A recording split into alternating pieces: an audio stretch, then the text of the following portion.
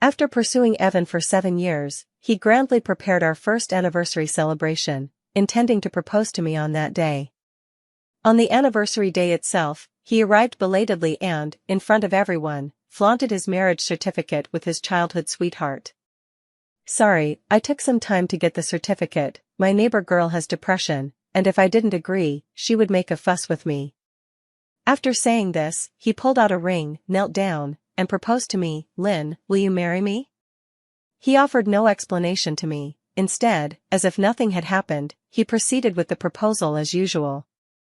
I found it utterly meaningless and booked a ticket to go abroad. Evan, who always waited for me to bow my head first, after I had left for a year, took the initiative to message me. "Lynn, you win. What are you up to?" His arch-rival snatched my phone, took a photo of our family of 3, and sent it back, postpartum recovery. It is said that on that day, the crown prince of the Pei family in the capital, in a fit of rage, smashed every usable item in the house. Amid everyone's boisterous encouragement, I did not extend my hand to let Evan put the ring on me. There was an uproar. "What's going on?" Lynn was Evan's lapdog for 7 years, and only now did he agree to be with her. He's actively proposing, and she's unwilling? This is too ungrateful. If she doesn't agree, let me take her place. I'm waiting to marry into wealth. Are you all blind? Didn't you see that Evan has already married Sophie? If she agrees, wouldn't she become the mistress?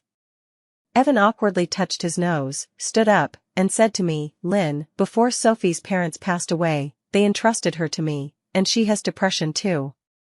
Seeing that I was about to propose to you, she felt envious and hoped that one day a man would propose to her, so I married her to cheer her up. Don't worry, when we get engaged, I'll divorce her." The crowd breathed a sigh of relief after the false alarm. Now that it's all explained, why is Lynn still unmoved? Does she really want our lofty young master Pei to beg on his knees? Has she forgotten how she fawned over Evan back then? Lynn, agree quickly, don't spoil the mood. I looked at the group of hecklers beside me. They were all Evan's friends. In my relationship with Evan, I never seemed to receive any respect. Being a doormat and a lapdog was my persona in their eyes. Even if he had married Sophie, his ability to still propose to me was considered his greatest favor to me. Amid the boisterous atmosphere, I felt utterly out of place and found it particularly uninteresting. Under everyone's expectant gazes, I did not accept Evan's proposal. "Evan, let's break up." I turned and left the banquet hall. Outside, a light drizzle had started, and the cold wind sobered me considerably. I pulled out my phone and called my family settled abroad. "Mom, I miss you all, I want to come back." After all, she was my own mother. Upon hearing those words, she broke down crying on the phone. "Lynn, that Evan boy has wronged you, hasn't he? If you want to come back, I'll have your dad pick you up, okay?" Mom cried, and I sobbed along with her. Back then, when the whole family moved abroad, I stayed behind for Evan. I had told him, my family is preparing to settle abroad, and I might have to go study university there too. He showed no particular emotion. "Then go ahead, it's perfect, so you won't bother me every day." Just as I felt disheartened and prepared to leave for abroad, he asked me to meet him on the school rooftop. That was the first time he hugged me, his voice somewhat hoarse. "Are you really leaving? Can you bear it?" My heart softened. It was the first year of my pursuit, and I seemed to see hope. From then on, it was 8 years of separation from my parents. 8 years later, I regretted it deeply. I wiped away my tears and smiled at Mom. "Mom, no need for you to pick me up, I've already bought the ticket and will arrive tomorrow." Mom asked, "What about Evan? Are you just staying a few days this time?" "Mom, we've broken up." Dad clapped and cheered over the phone. "Good riddance, Lynn. Come to your parents' side, we'll find you someone better. Our Lynn deserves a better man." Evan was flamboyant and dazzling, the most handsome in school. For such a person to descend from the heavens after I was bullied by thugs, I inevitably fell for him. My years from 17 to 25 were all spent on Evan. No regrets now, I was going to seek my own life. Enduring that intense wave of heartache, I still had to go back to retrieve the couple's bracelet I had given him initially. It was handmade by me, with blisters worn into bloody sores on my hands. Now, I wanted it back. Re-entering the hall, this proposal banquet that was originally meant for me continued with the guests merrily gathered and chatting animatedly even after I left. And I had become the hot topic of their conversation. Evan drank with the crowd and said, "Actually, Lynn was always so obedient before, never throwing tantrums at me, so gentle. Today was the first time she acted so willfully." He raised his glass, gazing at the leaves swaying in the wind outside the window, and chuckled lightly. "You don't know, when she was chasing me before, she gave me whatever I wanted. When she heard my rude words, her face would blush so adorably. During her first time, she was in so much pain she cried and said no more, but I directly asked if she still loved me, and she endured the pain to pleasure me the whole night. If she was so obedient, why did you even agree to be with her? There are so many more interesting ones out there. You played with her for 8 years, you must have worn her out by now." "Exactly, you like Sophie so much and even married her, why not make the pretense real?" Sophie laughed beside him. "Forget it, I just see him as a brother, and he only pampers me like a sister." Evan placed his hand on Sophie's shoulder, pulled her into his arms, and teased, "I'm not the type to abandon someone after starting something. I admit I love to play. While Lynn was chasing me, Sophie found me many others outside. I treat Sophie as a sister and a buddy. As for the marriage certificate, it was just some fooling around with her.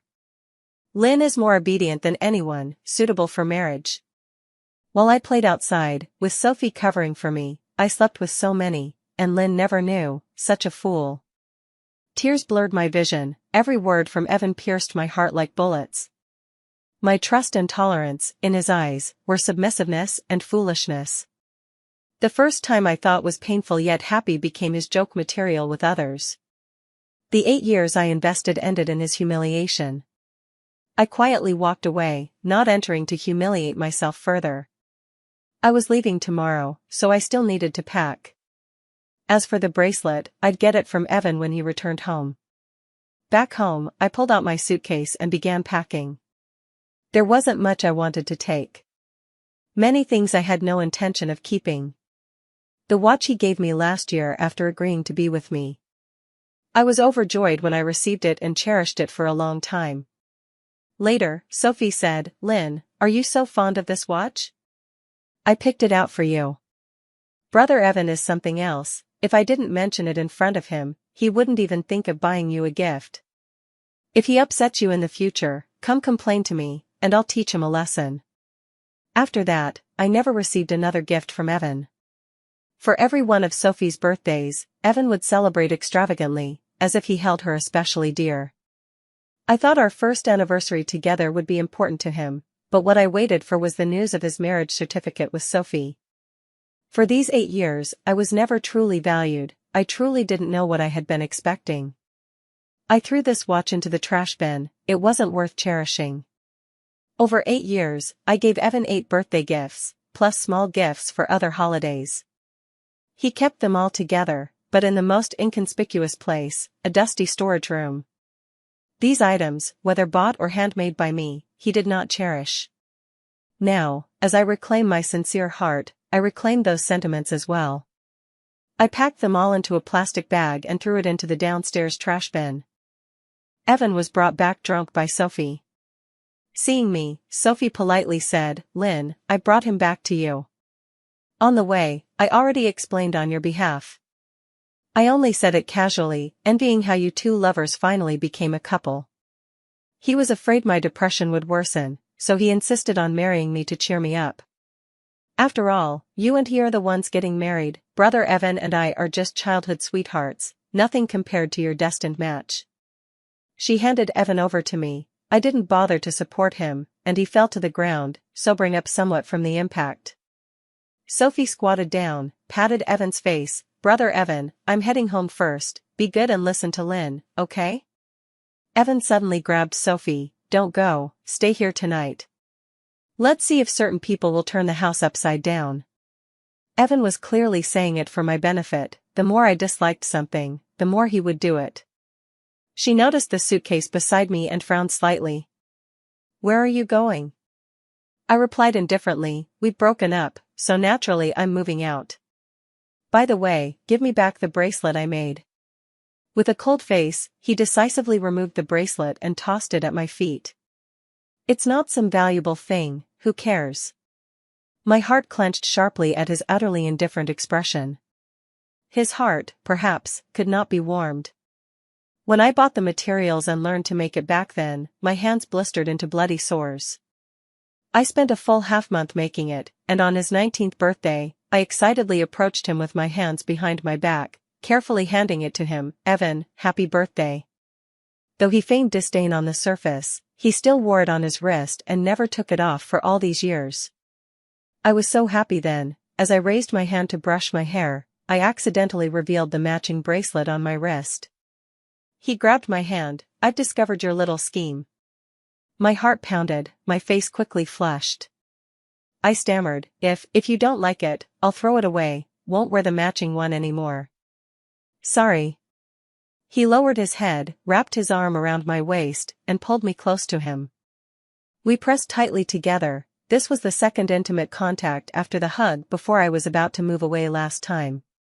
He whispered softly in my ear, wear it if you want, that way, they might all think I'm your boyfriend. Evan's voice was so pleasant. Clear, sunny, and bright.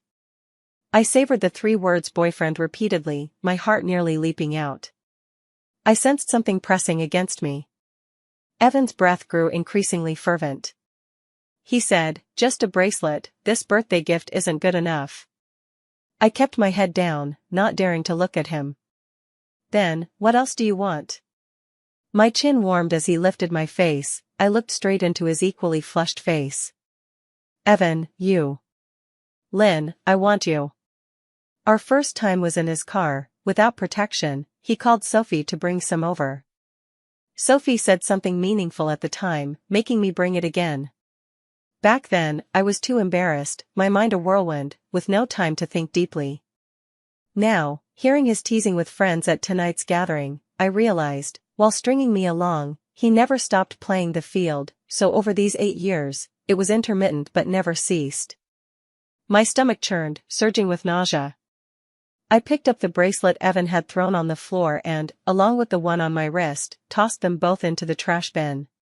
Sophie picked them up with a look of regret and placed them on the table. Why go to such lengths? Lynn, Evan already told you, he married me out of pity for his sister and concern for my condition. He'll divorce when you two marry. How about this? It's only 1 in the afternoon now. Brother Evan and I can go to the Civil Affairs Bureau right away to get the divorce certificate, okay? Evan said impatiently, Lynn, do you have to make such a fuss? Can't you learn from Sophie? She's 2 years younger than you and knows how to be reasonable. I think you've been spoiled by me. I'm really not divorcing Sophie, your temperament needs some polishing. Who exactly was spoiling whom? Over these years, it had always been me accommodating him. After our intimate encounter that year, during the Dragon Boat Festival, he took me home to meet his parents and also Sophie's parents. He and Sophie were neighbors, growing up together. We attended the same school, but Sophie's friends were there too, and they had a poor relationship with me. During the meal, her friends kept excluding me and even asked Evan, Brother Evan, is she your girlfriend? This is the first time you brought a girl home. Naively, I thought our relationship had grown closer because of that incident. Evan shook his head, just a friend. Hearing this, Sophie's friend became even more brazen. A friend, huh? I thought she was your girlfriend. Lynn's been chasing you for a long time, right? She looked at me. Girls should be more self-respecting, throwing yourself at someone isn't proper. I'm not the type who argues well. Whenever I wanted to retort, I'd cry first. I splashed the water from my glass toward that person, with the excess splattering onto Sophie. What business is it of yours how Evan and I are? The usually silent Sophie spoke up, Lara, can't you control your mouth? She's my brother's friend no matter what, only after that kind of relationship is she a girlfriend. In my anger at the time, I didn't notice the barbs in Sophie's words. Seeing my outburst, Evan immediately turned cold. This is the first time I brought someone home to meet my parents and friends, I'd given you so much face, and you have to ruin it? After I ran off crying, Evan didn't seek me out at school. We were at a standoff for a month, watching him chat and laugh with other girls. I took the initiative to find him and plead for reconciliation. Only then did he slowly explain why he denied our relationship. He said, "I have no plans to date right now, if you mind, then we." I don't mind, I'm willing to wait. I don't know what spell he cast on me, but I loved him to the point of no return. Perhaps it was simply because in high school, when I was bullied by thugs, he descended like a hero to save me, causing me to fall so deeply. He excelled academically and was always helpful. His halo around me only grew brighter. My grades weren't great, but I strove desperately to catch up to him, fortunate to enter the same university. Only today am I willing to accept that Evan and Sophie were truly entangled ambiguously. In our sophomore year, my best friend photographed Evan and Sophie entering a hotel together. She waited 3 hours, and neither emerged. When I asked Evan, he merely swore nothing happened, he just saw Sophie as a sister. I believed him once again. If I could time travel back, I'd slap my idiotic past self. I watched as Evan picked up the pair of bracelets from the table and threw them into the trash bin again. I sneered, "No matter how much you polish my temperament, it'll only be like this." "Evan, don't you know how long I've yearned to be with you? Marriage is the most important thing to me. You're getting a certificate with Sophie now treats marriage as a joke." Evan, now sober, sprawled on the sofa like a king. He crossed his legs with a mocking expression. "If you value marriage so much, why did you sleep with me before we even confirmed our relationship? And let me sleep with you for 8 years? Lynn, talking like this now, are you just putting up a front?" My mind rapidly flashed through those 8 distorted years. I said coolly, "That's it then, Evan. Part amicably." I dragged my suitcase to the door, preparing to open it. Evan hurriedly chased after me from behind and braced the door with his hand. "Your temper is quite something, let's call it even this time.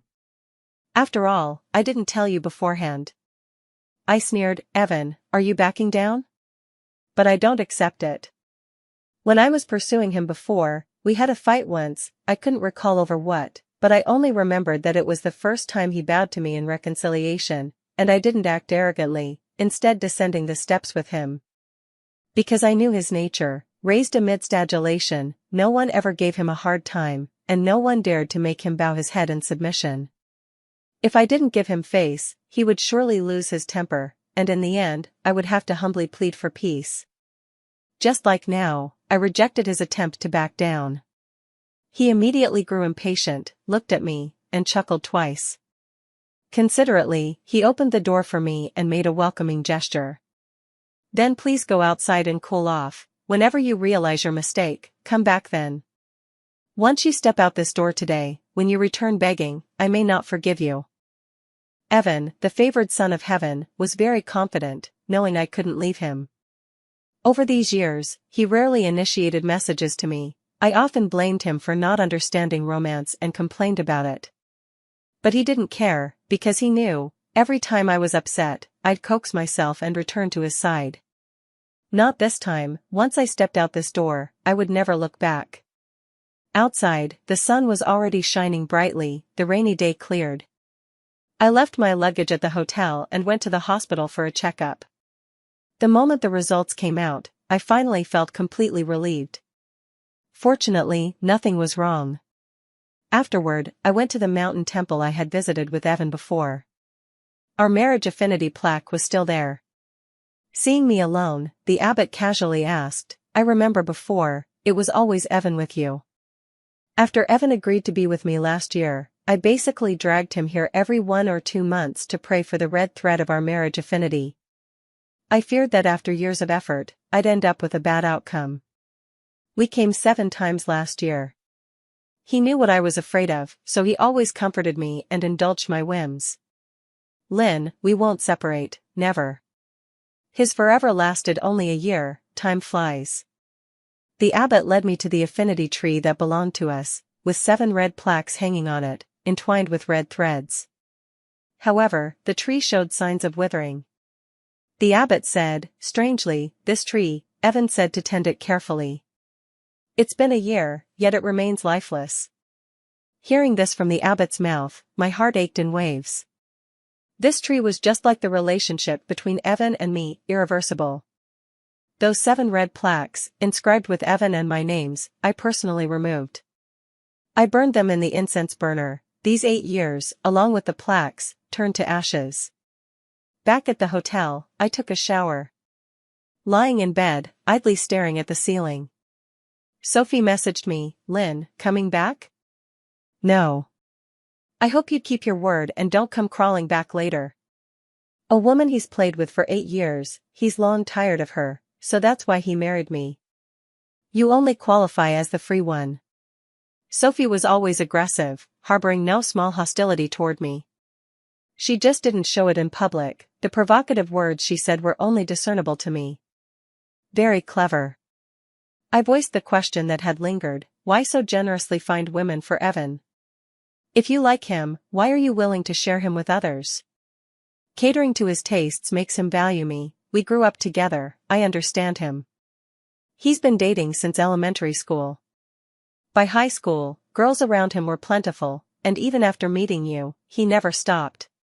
He likes novelty, honestly, though he has many girls. After meeting you, it was all discreet. You're the one who stayed by his side the longest, so I hate you the most. So, his endless women, yet allowing me to stay by his side for 8 years, was that his grace to me? Truly ironic. Sophie said, "Lynn, you're too petty, not magnanimous enough. Evan dislikes feeling confined. And you, once his girlfriend, wanted to control him. That was your mistake. If you had my mindset, perhaps you wouldn't have been kicked out. You wanted too much. Why keep a worn-out thing he slept with for 8 years?" I blocked her and tossed my phone aside. Staring at the ceiling, my eyes vacant, letting tears soak the pillow. I truly don't know how I survived those years in such an environment. The rose-tinted glasses on Evan shattered. I felt my foolishness was laughable. Investing 8 years, only for it to vanish like a dream, how could it not hurt? Fortunately, I stopped the loss in time. Spending a lifetime with such a person would be utterly miserable. I let myself indulge in a good cry, finally falling asleep and sleeping until the afternoon of the next day. 2 hours until boarding. Looking at myself in the mirror, eyes red and swollen, utterly disheveled. I allowed myself a brief moment of sadness, as a closure to those years of patient waiting. After the sadness passed, no more sentimentality. I used an ice pack to reduce the swelling in my eyes, applied exquisite makeup, and headed to the airport. Before boarding, Sophie posted on her social circle. She showed off her marriage certificate with Evan, a pigeon egg-sized diamond ring on her hand, and their intertwined fingers with Evan. I refreshed, and right after was Evan's identical post. Caption: "Thank you for your many years of companionship. Finally, we've achieved fruition." The comments exploded. "What's the situation, Evan? Didn't you say Sophie was like a sister? So yesterday you married your sister, today you give her a diamond ring, and boldly announce it? Oh my God, Boss Evan, you actually posted on your social circle. So your true love is Sophie. I've always shipped you too. Sophie is a charmer." Lynn dared to publicly reject your proposal. Her guts must be green with regret now. 100 years of harmony, may you have noble heirs. Remember to post more on your social circle in the future. Evan and I never had a photo together, and he never posted anything about me on his social circle.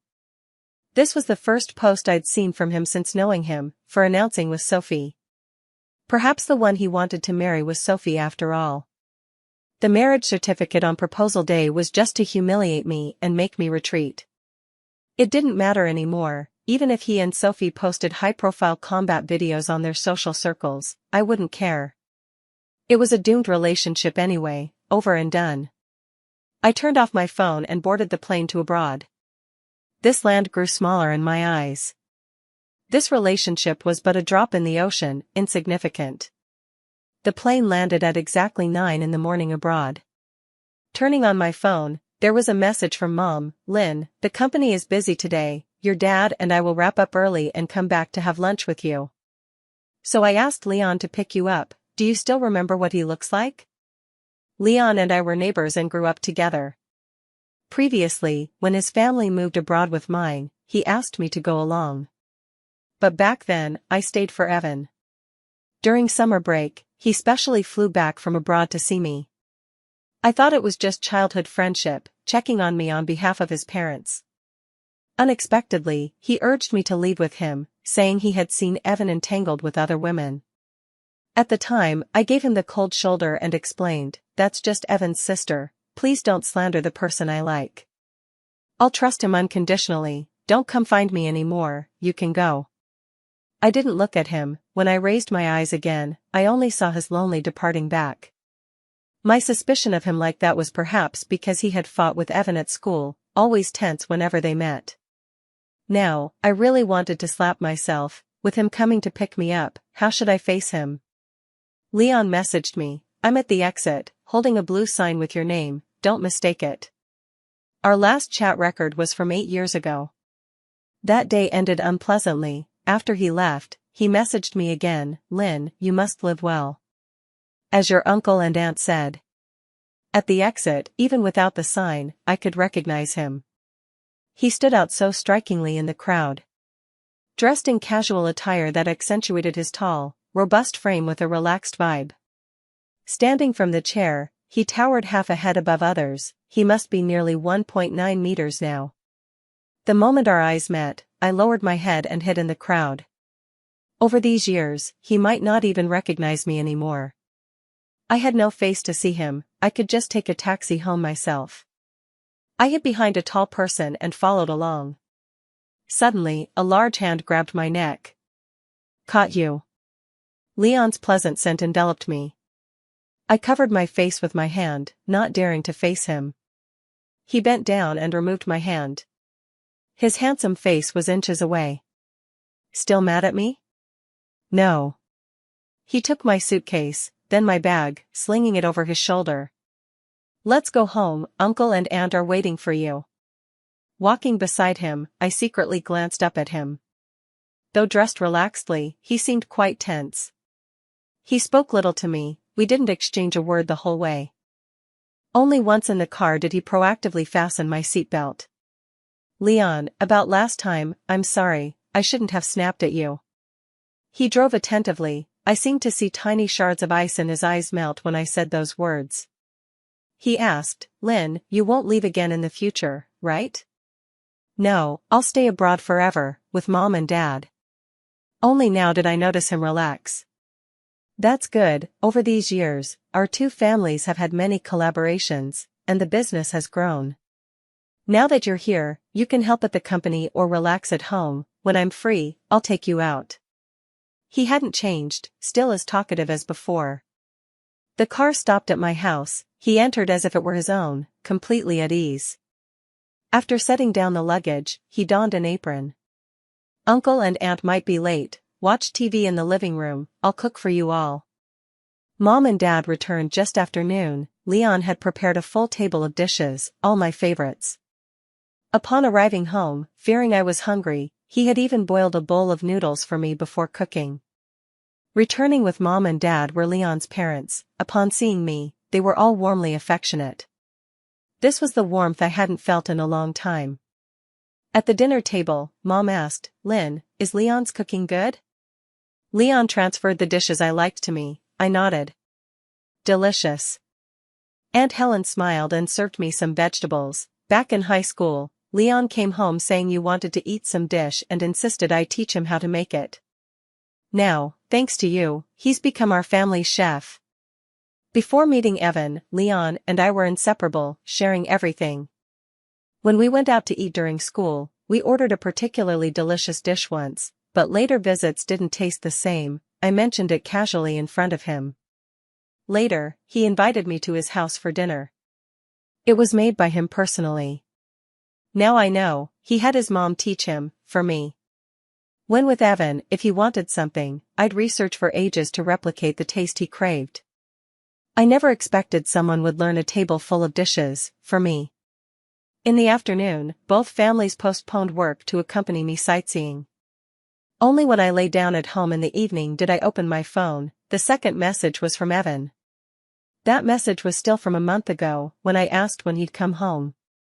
He rarely replied. Since we met daily, he said there was no need. I deleted that chat thread. Only Leon's remained. I clicked on his profile picture, still the Q-version cartoon he drew of me as a child. Unchanged after all these years. I went in and saw he had updated his social circle. Leon, who hadn't updated in 8 years, posted 8 today. 9 a.m., happy, hee. Noon 12, mastered some fine culinary skills, just waiting for today. Accompanied by a photo of a full table of dishes. In between, he posted scenic photos from the places we visited together. Just now, can't sleep, no matter how many years pass, still so heart-fluttering, I'm really hopeless. I scratched my head. Strange, it feels like he's talking about me. Am I being too narcissistic? Before sleep, he messaged me, Lynn, good night. After returning home that evening, Mom and Dad said they wanted me to marry Leon. They said Leon had no objections. I didn't give them an answer then, but now I've thought it through.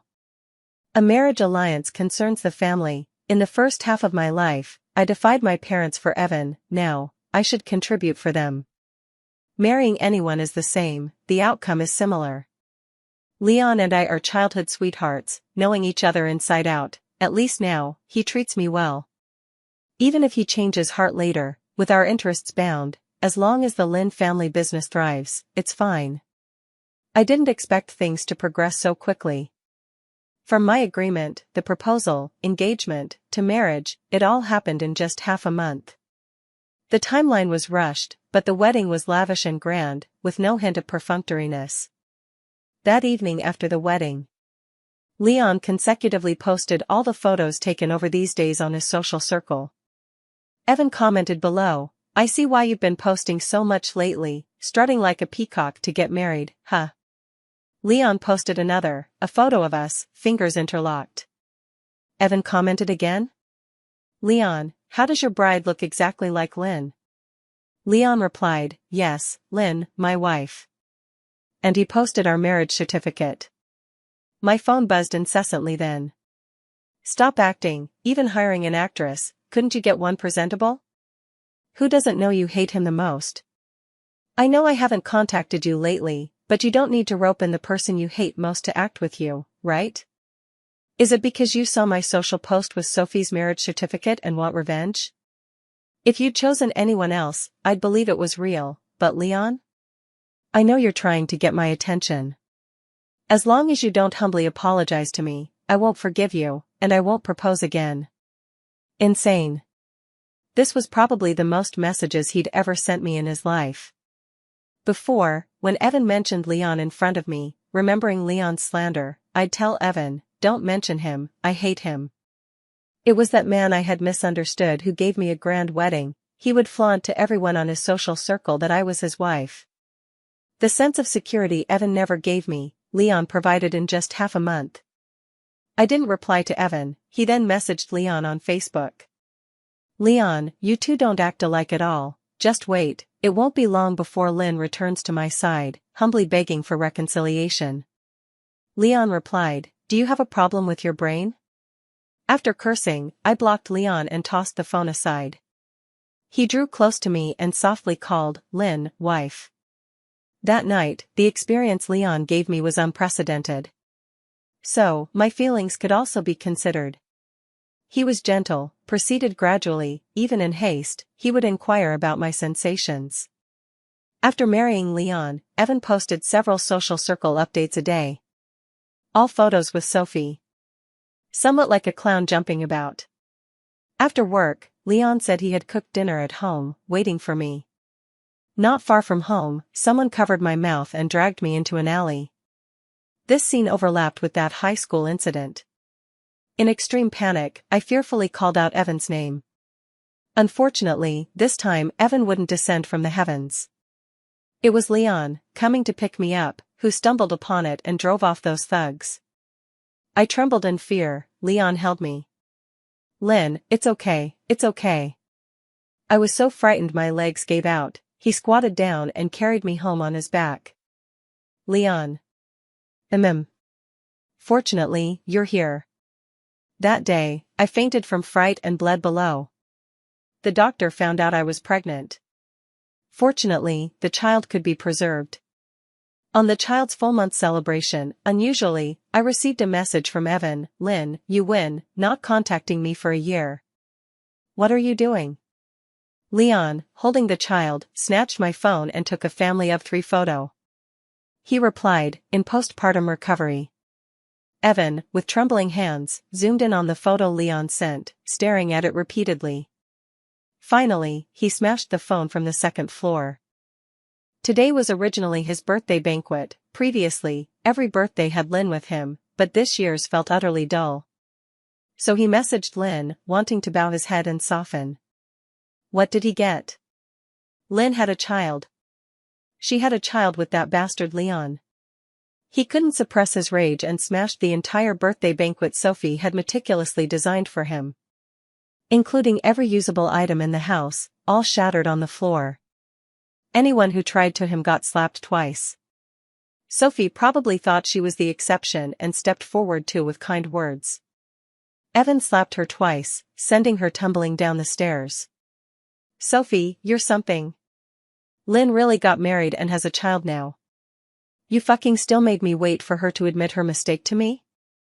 He went downstairs, hauled Sophie up, grabbed the fallen phone from the floor, and shoved it in her face. She had a child with another man. He lost control. Sophie saw his reaction as murderous. Brother Evan, don't do this, I have depression. Evan slapped her again. If you have depression, go die, living is just a plague on people. He immediately booked a ticket abroad and headed to the airport.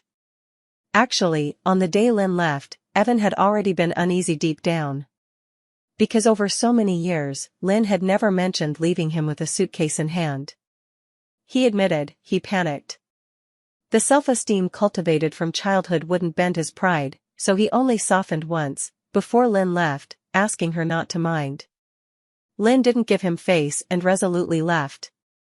An hour after Lynn departed, he felt like sitting on pins and needles, thinking, forget it, go find her and bring her back. Sophie said, Brother Evan, aren't you spoiling her too much? Just over a proposal, she throws a tantrum. When she was chasing you before, she wasn't like this. I think she's getting too bold, trying to manipulate you. Evan immediately frowned. He loved freedom, no one had the right to restrain him. He thought of another way to make Lynn return. He posted photos with Sophie on his social circle. He wanted Lynn to get jealous and come back begging. But Lynn didn't, not even a punctuation mark from her. The Lynn who used to bombard him with messages now seemed dead. He didn't know if she'd even seen it. Fearing she didn't check her social circle, he even sent it privately, still no reply. Half a month later, Lynn got married. The groom was Leon. He nearly exploded in anger. Before, when Leon encountered him, he asked his name. I'm Evan, so what? As long as it's you. Leon beat him up. Before leaving, he said, if you're entangled unclearly with others, don't string along someone else. From then on, he harbored a grudge against this Leon. Fortunately, when he mentioned Leon to Lynn, her face soured, saying she hated him. Calming down, he thought it must be that Lynn couldn't stand his cold violence. Unable to swallow his pride to reconcile, he could only find the person he hated most to act and deceive him, hoping to create a sense of crisis. He saw through Lynn's little ploy, thinking she'd turned the world upside down. Such a competitive temperament needed polishing. He didn't contact Lynn anymore, instead frequently inviting Sophie out to take photos and post on his social circle. When Sophie wanted to stay with him, he immediately grew impatient. I invited you out just to take photos. Last time, because of your depression, I gave you once, that was the last time, don't delude yourself about more. Sophie never understood why Evan publicized her on his social circle yet treated her coldly and distantly in reality. He asked, are you still hung up on Lynn? What's so good about her? Evan said icily, Sophie, you're crossing the line. The longer Lynn was gone, the more deeply Evan realized he truly loved her. He had taken Lynn's love for granted, assuming she'd always be by his side, so he never deliberately appreciated her qualities. He kept posting various staged photos with Sophie, waiting for the day Lynn would say, "Evan, I'm jealous." He never got that. What he ultimately received was the news of Lynn and Leon's child's full-month celebration. In this standoff, he lost miserably. This wasn't the outcome he wanted. From the airport to boarding, Evan cried the whole time. People around thought this person was odd. When the flight attendant asked if he needed help, he said, "A box of tissues, please." He found Lynn and Leon's address, wanting to win her back. But Leon had arranged over a dozen bodyguards to follow Lynn daily. He had no chance to approach. Each attempt ended with him beaten out by the guards.